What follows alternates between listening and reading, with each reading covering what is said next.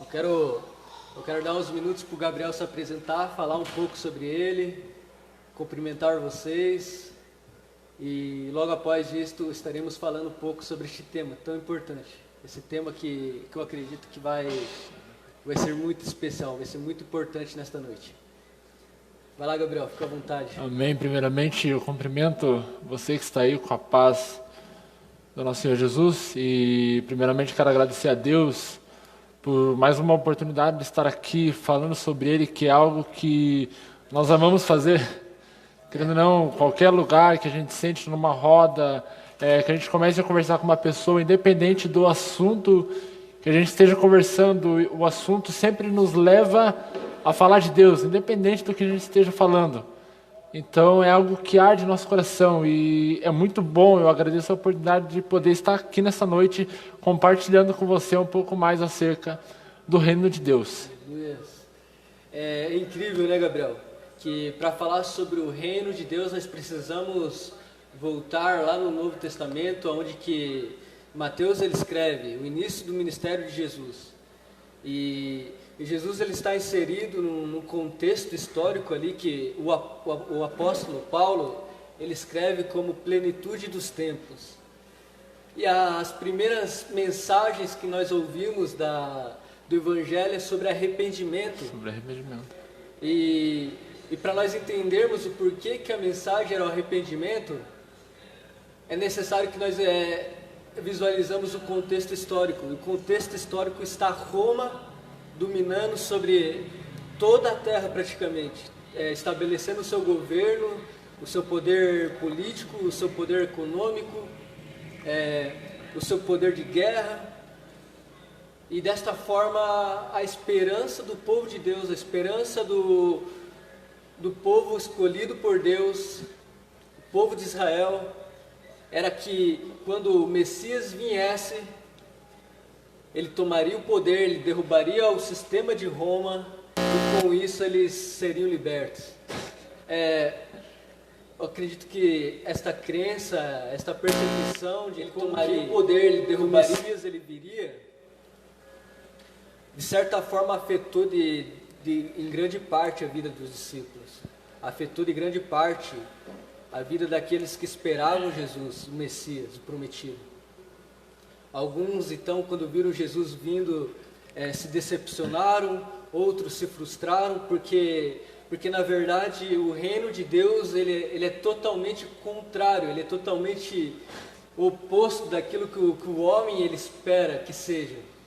É um choque, eu não sei você, mas quando eu ouço falar do reino de Deus, parece que ele confronta todo tipo de pensamento humano ou de lógica que nós temos. Queria que você falasse um pouco mais sobre isso. Eu acho isso algo incrível, porque, igual você falou, visualizando o contexto histórico, visualizando a predominação do homem naquele tempo, e de repente, quando Jesus aparece, João Batista começa pregando sobre arrependimento, e de repente Jesus já aparece pregando a mesma coisa: arrependei-vos, porque é chegado o reino de Deus. Ou seja, primeiro o homem estava mandando, era o homem que estava reinando, era o homem que estava mandando em tudo o que estava acontecendo. De repente Jesus chega e aparece pregando: arrependei-vos porque é chegado o reino de Deus. É interessante que se você for ver lá em Mateus, quando Jesus começa a dar um exemplo de oração, ele começa a falar, Pai nosso que estás no céu, santificado seja o teu nome.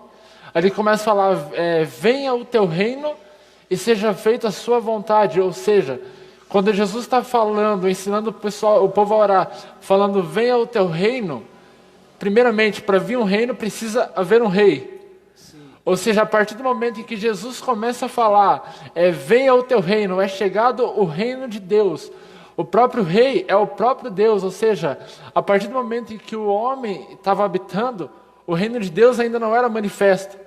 Só que quando Jesus chega pregando, é chegado o reino de Deus, Jesus quebra todo aquele protocolo do homem e fala, agora não é mais você que manda. A partir de agora é um novo reino, é um novo rei, já não é mais do jeito que você pensa que já não é mais da forma que você imagina, você não manda mais da forma que você quer. Ou seja, quando Jesus está ensinando Os discípulos ao orar dizendo, venha o teu reino, seja feita a sua vontade. Jesus olhando para os discípulos fala, cara, agora, a partir de agora, não é você que se manda mais. Sim. A partir do momento que você fala, venha o teu reino, seja feita a tua vontade, você está entregando toda a sua vontade na mão de Deus e fala, agora eu não tenho mais parte das minhas vontades. A partir de agora, quem manda na minha vida é o rei. Sim. E cara, eu vejo que com a chegada do reino de Deus através da vida de Jesus, a terra, o homem, a humanidade, ela passou a conhecer, passou a ter experiência de como é no céu.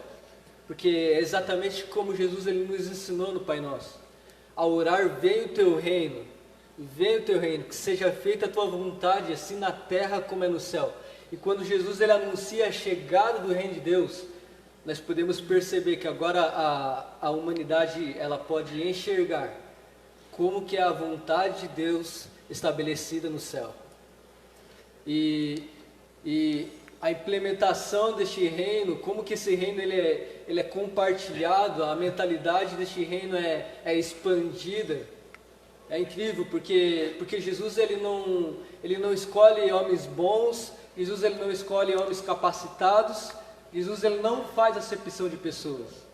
Jesus, quando ele escolhe alguém para que possa fazer parte do seu reino, primeiro ele não faz o levantamento de quanto esta pessoa ela ganha, aonde que esta pessoa ela mora, de qual família esta pessoa pertence. Jesus ele não quer saber de nada disso, porque ele é aquele que vem trazer liberdade ao cativo, ele vem trazer paz àquele que estava cansado, ele vem trocar o fardo que estava pesado nosso.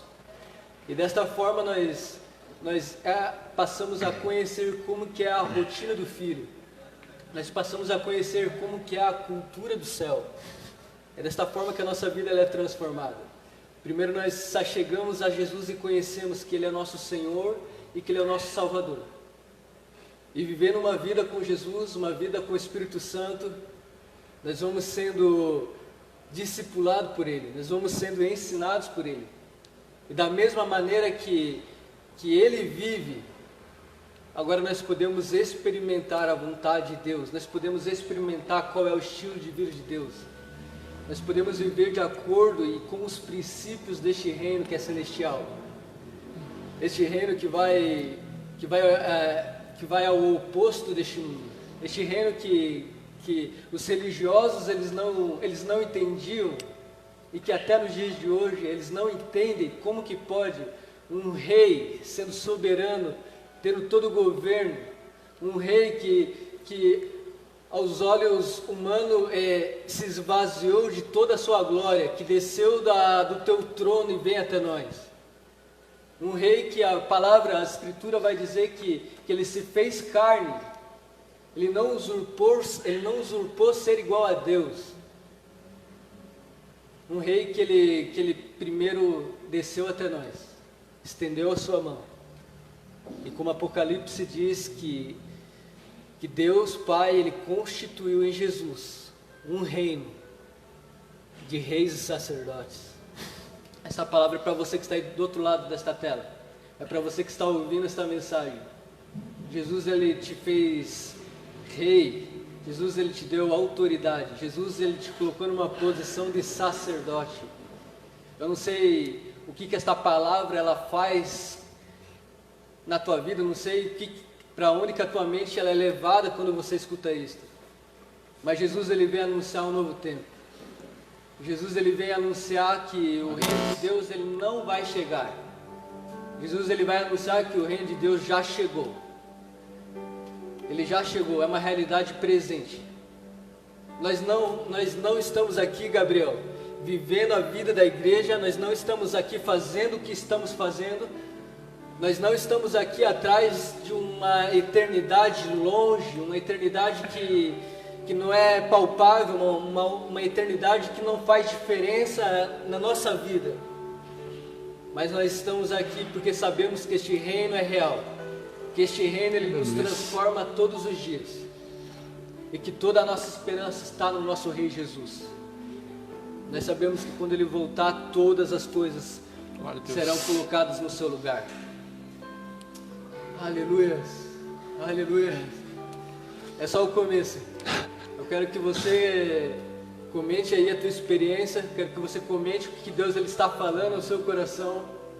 Porque eu tenho certeza que nós ficaremos felizes de saber que a tua vida está sendo tocada, que a sua vida está sendo transformada pelo Evangelho. Verdade. E só voltando um pouco, que você falou que Jesus, quando ele nos chamou, ele não olhou quanto a gente ganhava, aonde a gente morava, ou seja, ele na nossa vida. E uma ideia disso é quando Jesus vai chamar Pedro. Cara, Pedro estava tentando pescar, Pedro não pescou nada. Jesus falou, não, vamos com esse barco então mais profundo. Aí Pedro vai, Pedro conta para Jesus ali, eu tentei pescar a noite inteira e não consegui nada. Jesus fala, então lança a rede para o outro lado, eu acredito que você sabe o resultado. Quando Pedro lança a rede para o outro lado, sobre a palavra de Jesus, Pedro tem que pedir ajuda para outros homens para puxar a rede para o barco, porque tem muito peixe. E o engraçado é que quando eles voltam para a areia, Jesus fala, agora larga tudo isso daí e me segue. Cara, Pedro, se você for ver durante a história, Pedro era um cara ruim, Pedro era um cara chato, vamos dizer assim, Pedro era um cara chato, um cara ruim, um cara teimoso. Só que mesmo assim Jesus chamou.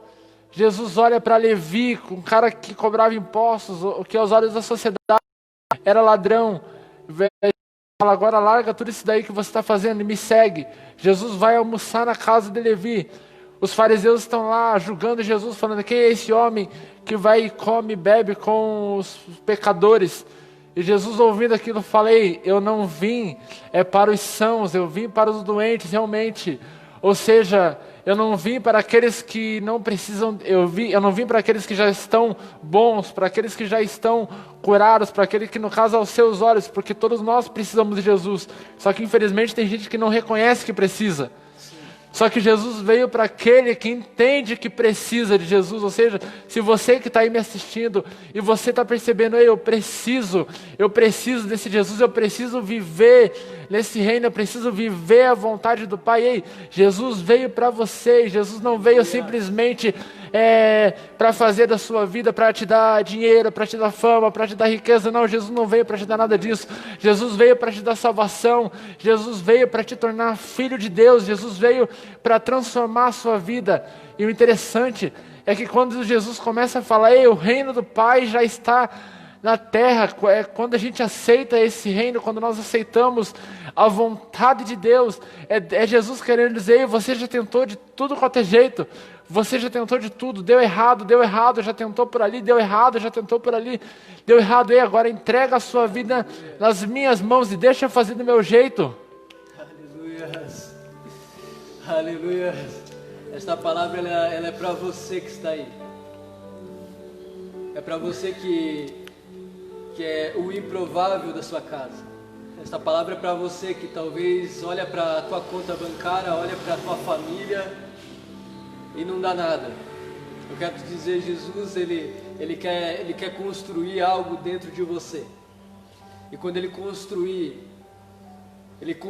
aquilo que é a vontade de Deus, a vontade do Pai na sua vida. Ele quer te enviar para onde você for, Ele quer te enviar para o mercado de trabalho, Ele quer te enviar para a tua faculdade, Ele quer te enviar para o meio da tua família. Jesus, Ele quer fazer de você o embaixador deste reino. João, ele nos diz que, eu acho que é uma das verdades mais incríveis, uma das verdades que está escondida na palavra, é um dos tesouros escondidos na palavra. 1 João capítulo 4 diz que assim como Ele é, nós somos. Eu não sei você, mas se você crer nesta palavra, se você tomar posse desta verdade, a tua vida ela jamais será a mesma.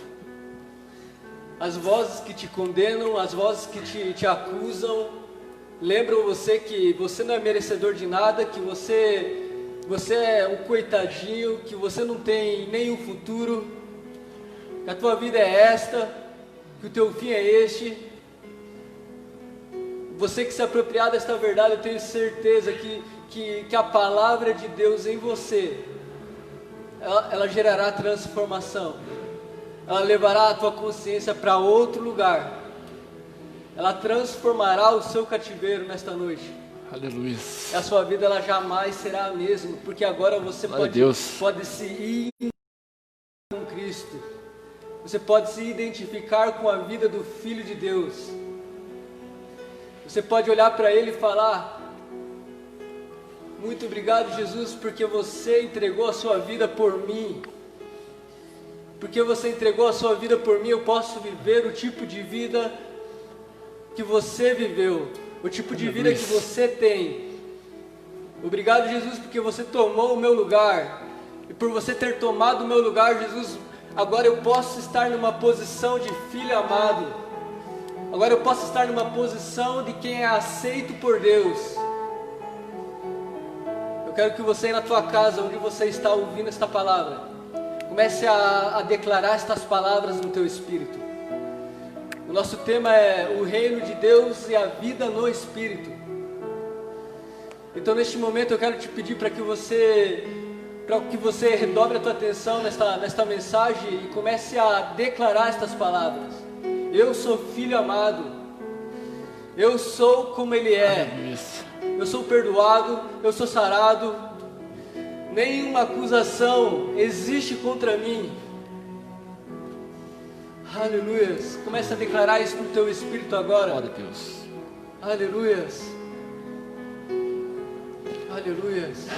E com isso que você acabou de dizer, a gente pode concluir algumas verdades bíblicas, cara. Porque ali em Mateus 6 mesmo, do versículo 29 até o 31, Jesus está falando pro povo que está ali com ele, com os discípulos que ele mais andava. Jesus chega: por que vocês se preocupam tanto com o que vocês têm de comer? Por que vocês se preocupam com aquilo que vocês vão beber? Ou seja, por que vocês se preocupam tanto com o dia de amanhã? Aí o versículo 31, Jesus conclui: mas busquem primeiramente o reino de Deus e a sua justiça, e as demais coisas vos serão acrescentadas. E não é só isso, a gente conclui aqui também que após a morte e a ressurreição de Cristo, nós somos feitos filhos de Deus. Que o próprio João, no capítulo 1, ele vai dizer que Jesus veio para os que eram seus e os seus não receberam, mas todos quantos o receberam, Ele deu-lhes o poder, o direito de serem feitos filhos de Deus. Ou seja, tanto eu quanto você, se nós o aceitamos, entregamos a nossa vida a Cristo, nós temos esse direito de ser filho de Deus. E não é só isso, a Bíblia também conclui que nós, assim, sendo filhos de Deus, nós somos também herdeiros de Deus. Nós também não somos somente herdeiros de Deus, mas nós somos co-herdeiros com Cristo. Ou seja, o mesmo direito que Jesus tem na herança, nós também temos, porque nós também somos filhos. Amém. Infelizmente é o que muitas pessoas não conseguem entender. Cara, quando eu viajo, quando eu estou lendo a passagem do filho pródigo, Lucas 15, no capítulo 11, se você quiser ler, você vai ver toda a história do filho pródigo. O filho pródigo vai lá, pede a sua parte da herança para o pai. Tá certo, ele erra, ele sai da casa do pai, ele volta. O irmão mais velho fica brabo, só que o que eu mais me admiro é que por mais que ele errou, ele era o irmão mais novo, só que ele entendeu que ele era filho. Ele pôde ter errado, ele pôde ter saído da casa do pai, só que antes disso ele já tinha entendido quem ele era. Eu sou filho e eu tenho parte na minha herança. Então, é isso que a gente tem que entender. Eu não sei se você errou, não sei se você talvez se sente errado, sente que você não consegue mais voltar, sente que você não vai ser mais perdoado, porque quantas vezes a gente já não se sentiu assim? Meu Deus, eu errei tanto, eu acho que não tem mais perdão para mim. Só que a partir do momento em que você voltar, o Pai vai estar na porta, de braços abertos te esperando, e você ainda não perdeu a sua aliança de filho. Você é filho de Deus, você foi chamado e escolhido por Ele para viver uma herança extraordinária. Assim, um escritor chamado Brennan Mornigan, ele é teólogo, ele é pastor, escreveu alguns livros. Eu quero já Evangelho Maltrapilho, você que puder comprar, acesse aí na internet, encontre ele em alguma livraria e compre.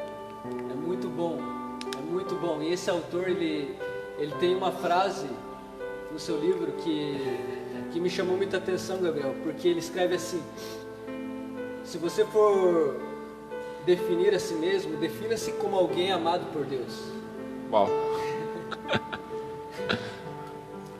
Defina-se alguém sendo amado por Deus.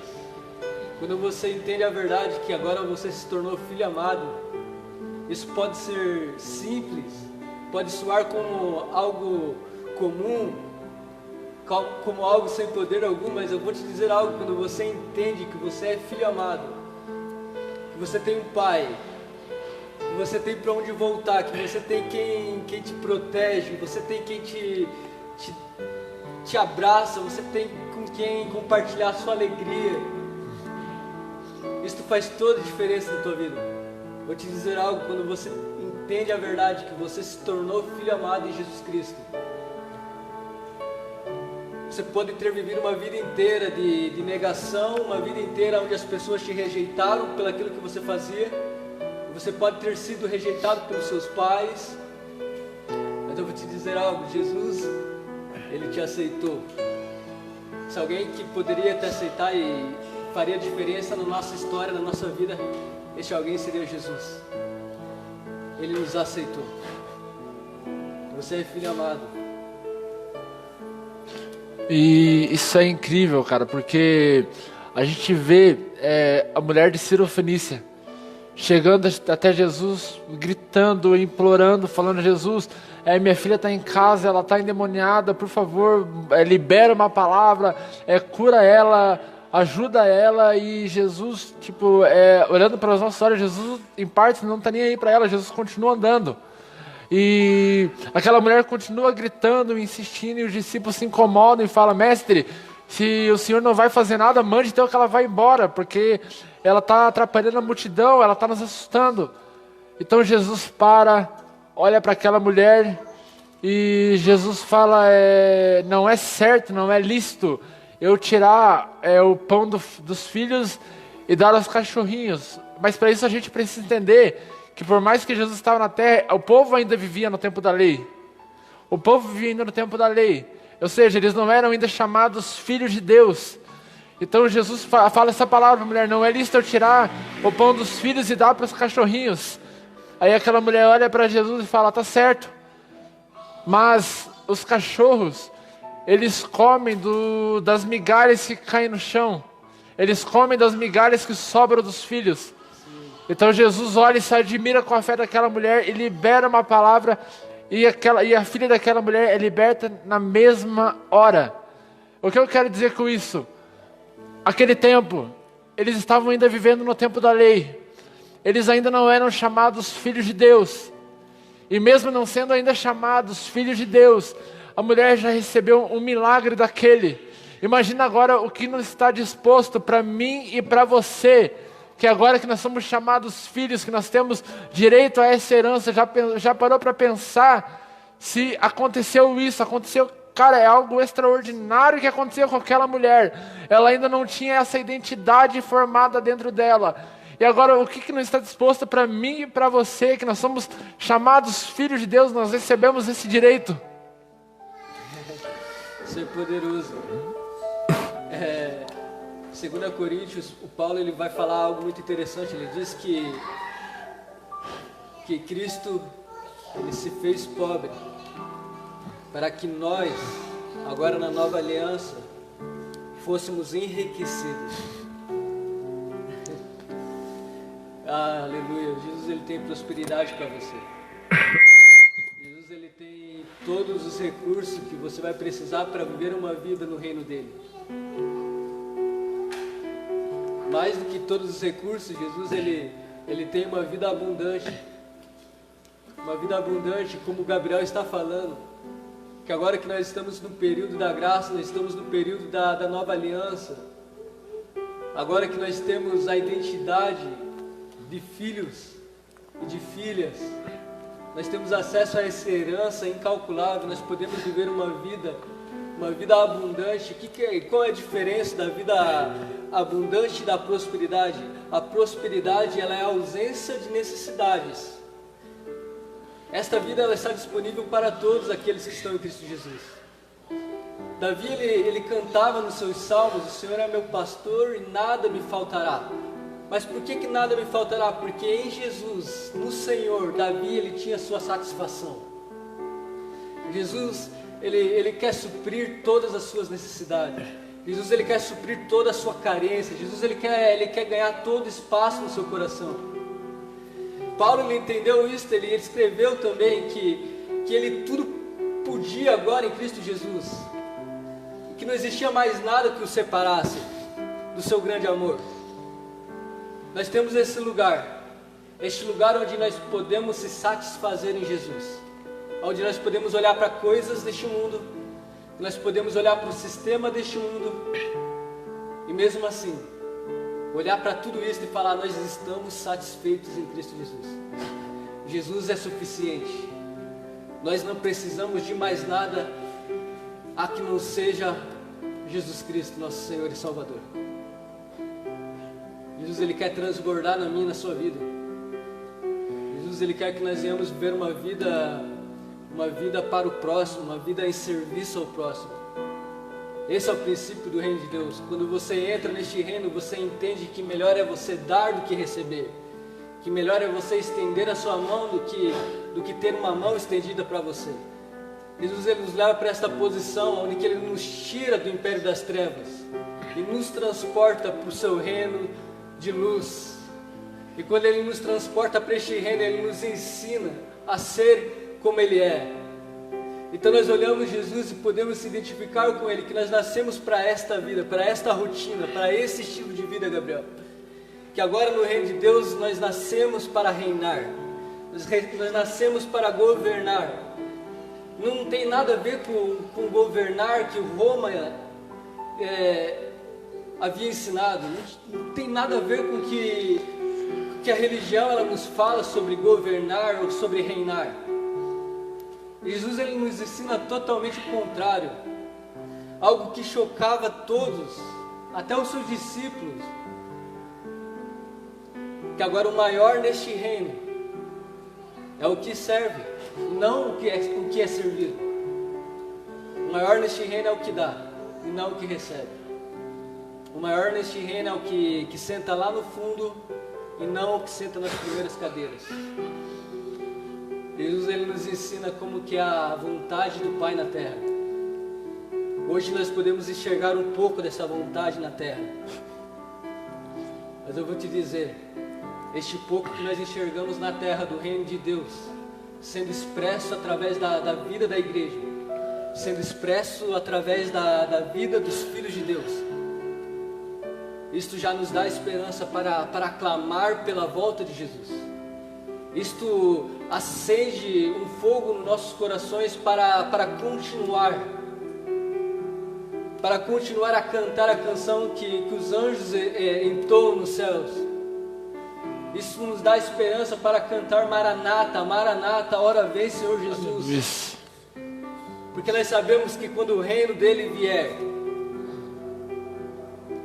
quando o reino dele ser estabelecido aqui, não existirá mais escassez, não existirá mais dor, não existirá mais abandono, não existirá mais pandemia, não existirá mais fome, porque o reino dele é perfeito. O reino dele é paz, o reino dele é alegria, o reino dele é justiça.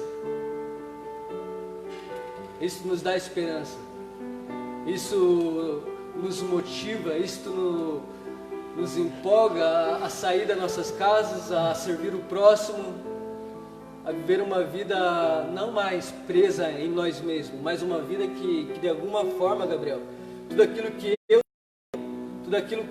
Jesus ele me dá, seja só um meio para mim expressar o reino de Deus, seja só um meio para mim apontar o reino de Deus. Eu acho que é esse o tipo de vida que nós temos. Eu acho que esse é o tipo de vida no Espírito que nós podemos viver. Porque quando Jesus ele estava aqui na terra, as pessoas assistiam Jesus fazendo milagres, sinais e maravilhas, elas olhavam aquilo e elas não entendiam. Elas falavam, não, isso que ele faz é através do poder dos demônios. Mas em Mateus capítulo 12 ele vai falar que que um reino dividido não subsiste, não prevalece. Uma casa dividida também não prevalece. Mas se o que ele faz é pelo Espírito, de fato é chegado o reino dos céus. O reino dos céus é chegado, meus amigos. Esta é a notícia que Jesus ele veio nos trazer. Eu achei isso incrível que Jesus veio pregando isso desde o começo do seu ministério. Essa sempre foi a pregação de Jesus: arrependei-vos porque é chegado o reino de Deus. E, cara, eu achei isso incrível porque em Efésios, se eu não me engano, em Efésios 3:20, o apóstolo Paulo vai dizer que Deus ele é poderoso para fazer infinitamente mais de tudo aquilo que pedimos ou pensamos, segundo o poder que em nós opera. Ou seja, entrando agora nesse texto de uma vida no Espírito, nós podemos entender aquilo que a gente tanto pede, aquilo que a gente tanto ora para Deus, aquilo que a gente tanto clama, falando: Deus, faz isso, faz isso. Só que a nossa visão ela é tão limitada para o poder de Deus. A gente quer limitar tanto Deus, e aqui nesse texto você percebe Deus dizendo: ei, aquilo que você pede para mim fazer, e sabe que eu posso fazer muito mais disso. É aquilo que você ora tanto para mim realizar, sabe que eu posso fazer muito mais. Ou aquilo que é tanto a tua vontade, aí sabe que a minha vontade, ela ultrapassa todo o limite que você possa imaginar. Ou seja, o apóstolo Paulo também vai dizer que tudo aquilo que os olhos não viram, nem ouvidos ouviram, e nem sequer passou ao coração do homem, é aquilo que Deus tem preparado para nós. Ou seja, a nossa mente é incapaz de conseguir enxergar o quão grande é o poder de Deus. Só que o maior que você possa pensar que Deus pode fazer por você, Ele olha para você e diz: eu ainda posso ir além. O meu poder ainda vai além de tudo aquilo que você pede ou pensa. E detalhe, é segundo o poder que opera em nós. Ou seja, qual é o poder que opera em nós? Não é nós mesmos, não é nossa vontade, é a vontade do reino de Deus sendo manifestada em nossas vidas. E, cara, isso eu acho incrível, porque uma das revelações também, entrando nessa passagem do filho pródigo, é quando o filho mais velho chega emburrado para o pai. Fala: eu sempre trabalhei, eu sempre servi o Senhor, e o Senhor nunca me deu nada para mim comemorar com meus amigos. E o pai chega e diz: tudo que é meu é teu. Ou seja, você não precisa ficar tão limitado em ter que trabalhar para ter as coisas, fazer aqui para receber ali, fazer lá para receber de lá. Não, tudo que é meu é teu. E isso eu acho incrível, porque certa vez eu estava conversando com um primo meu, e a gente estava conversando exatamente sobre esse assunto, sobre graça, e eu falei para ele, cara, é engraçado que na época, no tempo da lei, a pessoa tinha que fazer para receber, a pessoa tinha que fazer aqui para receber ali, fazer aqui para receber ali, e já no tempo da graça não, já Jesus já fez por mim, eu não preciso fazer porque Jesus já fez por mim. Aí ele questionou dizendo: não, mas como assim eu não tenho que fazer nada? Daí eu falei: não é que você não tem que fazer nada, é o que eu faço hoje, é simplesmente para agradecer o que ele já fez, mas a diferença é que não há nada que eu possa fazer que vai sustentar, que vai conseguir pagar aquilo que ele já fez por mim. Ou seja, não é nada que eu e você possa fazer que vai pagar aquilo que Deus já fez, não é uma troca. O que eu e você fazemos hoje para o reino de Deus, para esse acrescentamento, é nada mais do que um sinal de gratidão do que Ele já fez por mim, por você. Presta atenção, Ele morreu na cruz, Ele nos deu o direito de ser chamados filhos, Ele nos deu a herança. O que mais que a gente precisa fazer para entender isso aí? O que eu e você fazemos hoje para viver esse evangelho pleno, é nada mais nada menos do que um sinal de gratidão do que Ele já fez por mim e por você. Eu não sei se você sabe, mas a palavra arrependimento, no seu original, ela significa metanoia. Você deve ter ouvido isso. O significado de arrependimento no grego, da palavra metanoia, é mudança de pensamento. É exatamente isso que Jesus ele veio fazer, anunciar, que quando Ele chegou, agora a nossa mentalidade ela precisava ser mudada. Não tem mais como eu e você querer ter uma vida com Deus, não tem mais como eu e você desejar receber provisões do céu, não tem mais como. Nós queremos participar da sua graça com a mentalidade antiga. Por muito tempo esta palavra arrependimento, talvez para você isto soou como peso de condenação.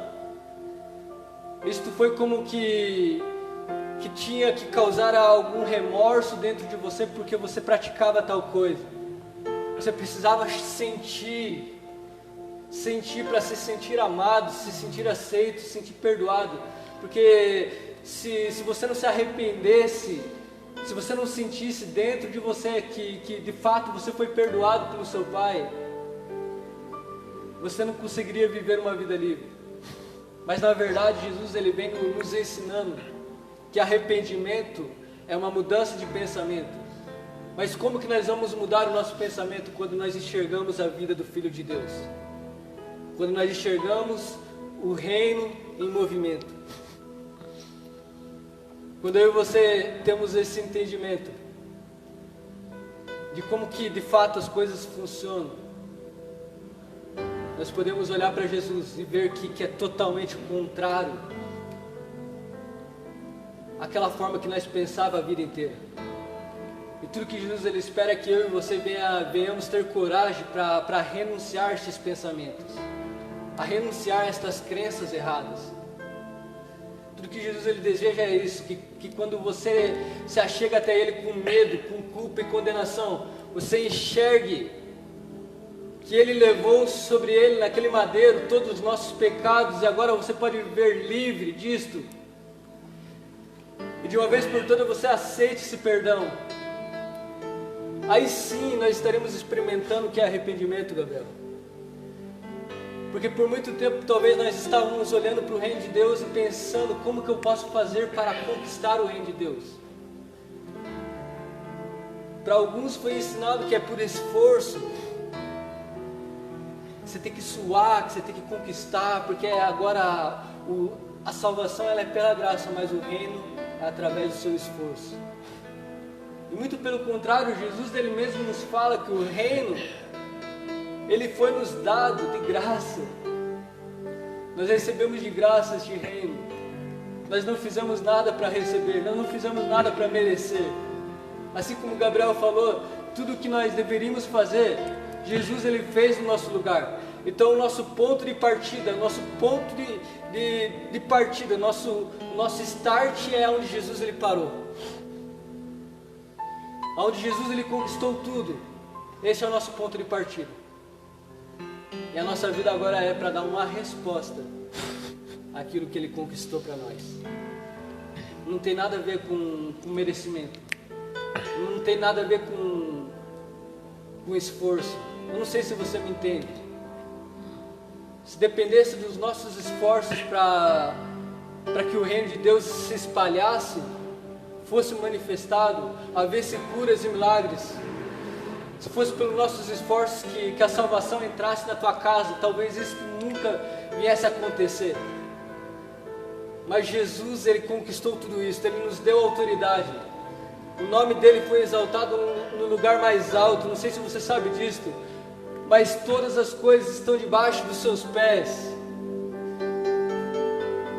E se está debaixo dos seus pés, está debaixo do corpo. Se está debaixo do corpo, está debaixo do corpo, que é a igreja de Jesus. Está debaixo dos nossos pés.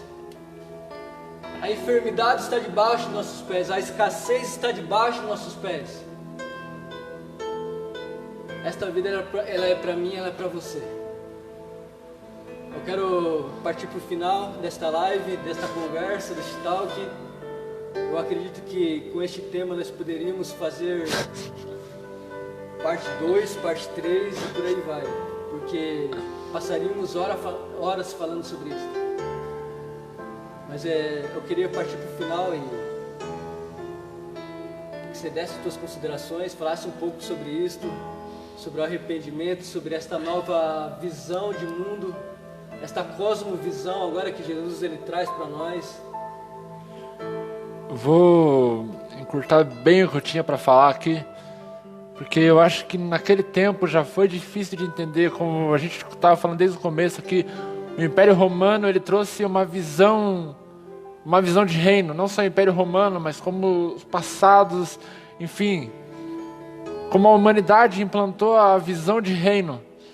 Então Jesus chega e vamos colocar assim um reino de ponta cabeça. Para eu ser o maior no reino dos céus, eu preciso ser o menor. Para eu ser, para eu me sentir bem no reino de Deus, para eu fazer parte desse reino, eu não vim para ser servido, mas eu tenho que servir. Ou seja, na visão da humanidade era totalmente diferente. Eu preciso ser grande, eu preciso passar por cima de todo mundo, eu preciso ser servido.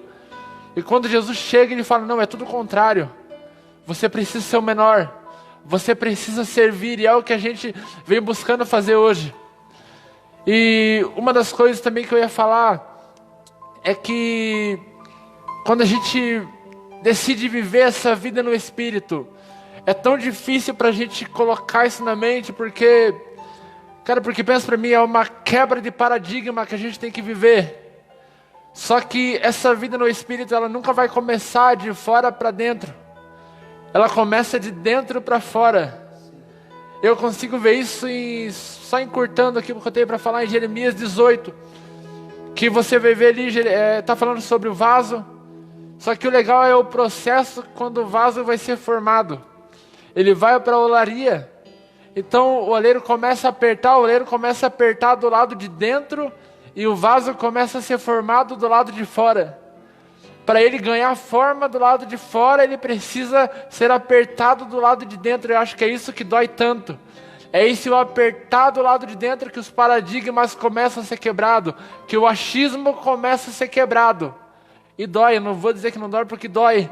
A gente vem com uma mentalidade e de repente a mentalidade já é outra, já não é mais o que a gente achava que era. Isso é complicado, a gente é difícil de querer mudar de opinião, a gente quer ser o dono da razão sempre. Só que quando Jesus chega e vem mudando essa visão, falando, não é mais do seu jeito, agora é do meu. Não é mais a sua visão, agora é a minha. Não é mais do jeito que você quer, agora é esse jeito que vai ser. Começa a doer. É Jesus apertando do lado de fora, mas o que acontece do lado de... É o Jesus apertando do lado de dentro, mas o resultado que acontece do lado de fora é extraordinário. E é isso que vale tanto a pena. Por isso que por mais que esteja doendo, que por mais que essa quebra de paradigma doa, deixe viver essa vida com Deus, deixe apertar o que tiver que tirar. Mas eu tenho certeza que o resultado que acontecer do lado de fora vai ser extraordinário e não vai se comparar à dor do processo que levou para você chegar até onde você vai viver com Deus. Aleluia. Eu quero fazer uma oração para nós estar encerrando esta noite, esta conversa. Foi muito boa para você que está aí do outro lado. Quero agradecer o Gabriel por esse tempo. Quero agradecer a equipe de mídia que está fazendo a transmissão aí pelo Facebook. Você que está na tua casa agora, eu queria pedir para que você fechasse os teus olhos por um instante. Eu quero orar por vocês. Jesus, muito obrigado por esta noite. Nós te agradecemos por cada vida. Nós declaramos palavras de paz. Nós declaramos, Pai, que o teu reino é chegado nesta casa. Aleluia. Nós queremos declarar agora, neste momento, Jesus, através do teu Espírito, Pai, nós resistimos todo o império de Satanás, Senhor. Nós resistimos agora toda a força do mal. Nós resistimos, Pai, toda a armação, Pai, que o inimigo ele tem construído, Pai, na mente, tem construído, Pai, na casa deste homem e desta mulher que está ouvindo esta mensagem, está ouvindo esta oração, Jesus. Nós resistimos ele agora, Jesus. Nós resistimos, Senhor, o inimigo. E agora, Senhor, nós declaramos que ele terá que fugir de nós. Ele terá que fugir da casa deste homem. Ele terá que fugir, Pai, da vida, Pai, desta mulher. Em nome de Jesus, nós resistimos todo o mal agora. Nós resistimos todo o mal. E declaramos, Pai, que o teu reino é chegado nesta casa. Nós declaramos agora que o teu reino é chegado, Pai, nesta vida. Aleluia, e que as coisas comecem a ser transformadas, que a realidade do céu venha a afetar, Senhor, aquilo que é natural, Em nome do Senhor Jesus, nós desbloqueamos agora, no nome de Jesus, nós desbloqueamos agora toda a mentalidade cativa, toda a falta de paz. Nós declaramos que agora é chegada o reino de Deus. Em nome de Jesus, em nome de Jesus.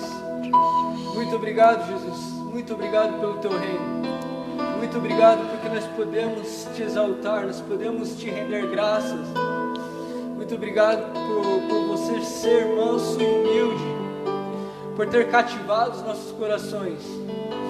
Que cada um de nós possamos crescer em relacionamento, possamos crescer em comunhão contigo, Jesus, e manifestar o teu reino cada vez mais, cada vez mais. É isto que eu oro e te agradeço, em nome do Senhor Jesus. Tenha uma boa semana. Nós agradecemos você que ficou até agora. Testemunhe aí nos comentários aquilo que Jesus ele falou contigo. E até a próxima live. Deus abençoe.